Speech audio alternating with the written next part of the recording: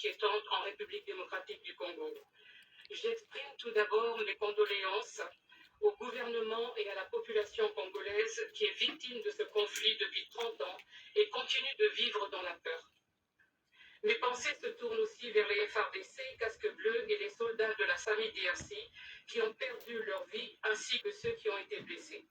Je salue leur engagement pour assurer une paix durable en République démocratique du Congo. Monsieur le Président, depuis le début de cette année, nous faisons face à une avancée sans précédent du M23 et des forces armées rwandaises.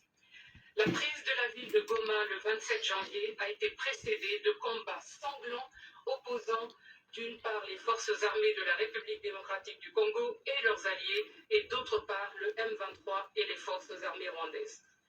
Ces combats en zone densément peuplée ont causé la mort d'au moins 2900 personnes et plus de 3000 blessés.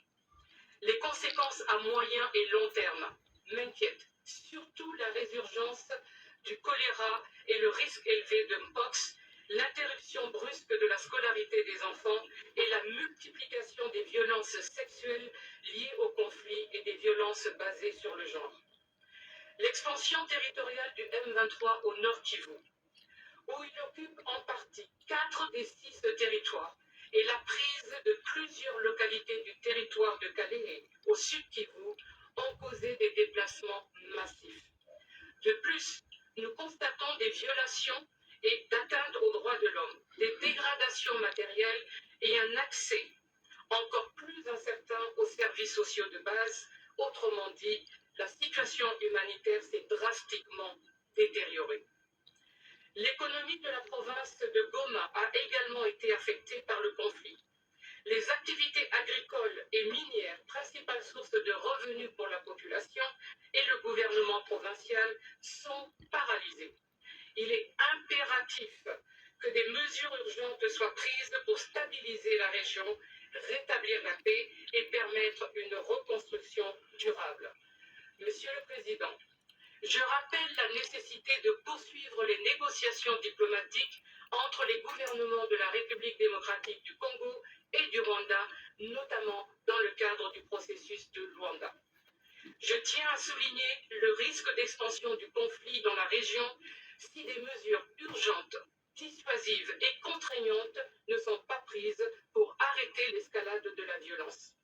Le cessez-le-feu unilatéralement annoncé par le M23 et son partenaire, l'Alliance Fleuve Congo, le 4 février, n'a tenu qu'un seul jour et permis le renforcement présumé de leur position au nord et sud Kivu et la reprise d'intenses combats dans les environs de la ville de Bukavu. La reprise des offensives dans les centres densément peuplés, comme ce fut le cas à Goma, entraînerait des conséquences dévastatrices sur la inquiétante en République démocratique du Congo. J'exprime tout d'abord mes condoléances au gouvernement et à la population congolaise qui est victime de ce conflit depuis 30 ans et continue de vivre dans la peur. Mes pensées se tournent aussi vers les FARDC, casques bleus et les soldats de la SAMI-DRC qui ont perdu leur vie ainsi que ceux qui ont été blessés. Je salue leur engagement pour assurer une paix durable en République démocratique du Congo. Monsieur le Président, depuis le début de cette année, nous faisons face à une avancée sans précédent du M23 et des forces armées rwandaises. La prise de la ville de Goma le 27 janvier a été précédée de combats sanglants opposant d'une part les forces armées de la République démocratique du Congo et leurs alliés, et d'autre part le M23 et les forces armées rwandaises.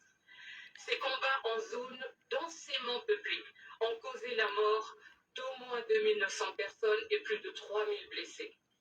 Les conséquences à moyen et long terme m'inquiètent, surtout la résurgence du choléra et le risque élevé de Mpox, l'interruption brusque de la scolarité des enfants et la multiplication des violences sexuelles liées au conflit et des violences basées sur le genre.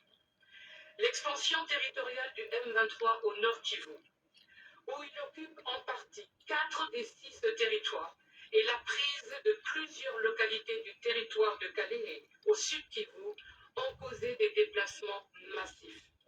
De plus, nous constatons des violations et d'atteintes aux droits de l'homme, des dégradations matérielles et un accès encore plus incertain aux services sociaux de base. Autrement dit, la situation humanitaire s'est drastiquement détériorée. L'économie de la province de Goma a également été affectée par le conflit. Les activités agricoles et minières, principales sources de revenus pour la population et le gouvernement provincial, sont paralysées.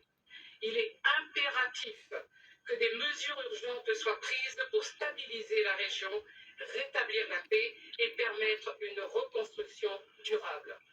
Monsieur le Président, je rappelle la nécessité de poursuivre les négociations diplomatiques entre les gouvernements de la République démocratique du Congo et du Rwanda, notamment dans le cadre du processus de Luanda. Je tiens à souligner le risque d'expansion du conflit dans la région si des mesures urgentes, dissuasives et contraignantes ne sont pas prises pour arrêter l'escalade de la violence. Le cessez-le-feu unilatéralement annoncé par le M23 et son partenaire, l'Alliance Fleuve Congo, le 4 février, n'a tenu qu'un seul jour et permis le renforcement présumé de leur position au nord et sud Kivu et la reprise d'intenses combats dans les environs de la ville de Bukavu. La reprise des offensives dans des centres densément peuplés, comme ce fut le cas à Goma,